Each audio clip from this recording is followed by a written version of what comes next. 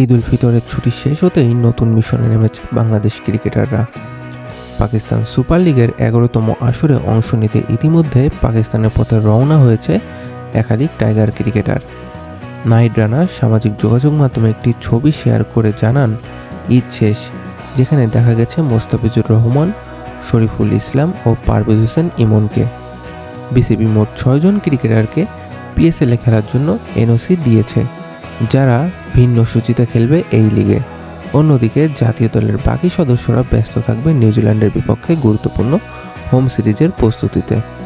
তবে এবারের পিএসএল হচ্ছে ভিন্ন পরিস্থিতিতে।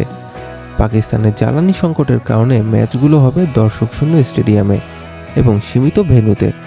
লাহোর ও করাচিতে সীমাবদ্ধতা রাখা হয়েছে পুরো টুর্নামেন্টে। বাদ পড়েছে কয়েকটি বড় শহরও। সব মিলিয়ে একদিকে নতুন চ্যালেঞ্জ নিতে প্রস্তুত টাইগাররা, অন্যদিকে ভিন্ন বাস্তবতায় শুরু হতে যাচ্ছে পিএসএলের এবারের আসর।